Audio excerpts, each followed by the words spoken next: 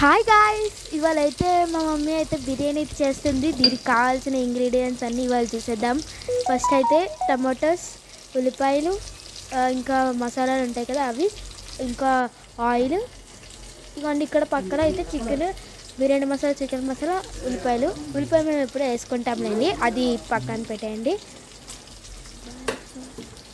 ఇక్కడ చూడండి, ఇక్కడ ఇదైతే మరుగుతూ ఉండాలన్నమాట కొంచెంసేపు. ఇక్కడ మేము మధ్యాహ్నమే లంచ్కి ప్రిపేర్ చేసుకుంది, కొంచెం ఉండిపోతే మేము చేసుకున్నాం అనమాట.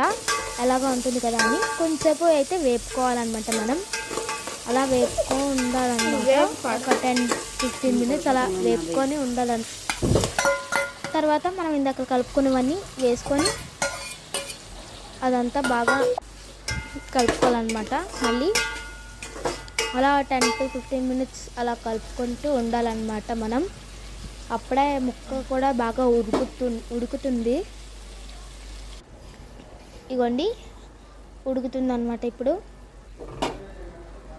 ఇగోండి ఇక్కడైతే మనం మళ్ళీ మూత పెట్టేసిన తర్వాత మూత తీసి మళ్ళీ కలుపుకోవాలన్నమాట. మనం అలా ఒక 5 మినిట్స్ కలుపుకోవాలి.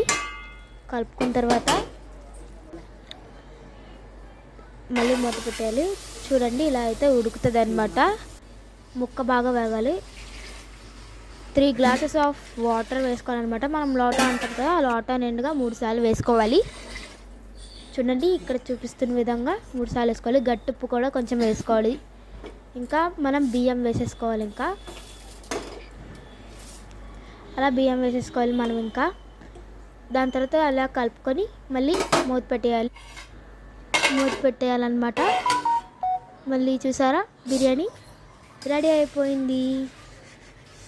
బాబా ఆ నోరు ఊరిపోతుంది చూస్తుంటేనే. ఆ బిర్యానీ అంత బాగుంటుంది. నాకు బయట తినేది అంత నచ్చదు, కాకపోతే ఇంట్లో చేసిందే బాగా నచ్చుతుంది అనమాట నాకు. ఆ ముక్క చూస్తుంటేనే ఆహా నోరు ఊరిపోతుంది. మీకు కూడా నోరు ఊరుతుందా? అయితే వెళ్ళి చేసుకోండి. అయితే ఇంకెందుకు ఆలస్యం. ఆహా ఇప్పుడే పొగలు కక్కుతుంది. ఇక్కడైతే మేము ఒక బౌల్లోకి సర్వ్ చేసామన్నమాట. వేసుకున్నాము తినడానికని. మీకు కూడా కావాలా? అయితే తినండి. Bye bye. ఓహో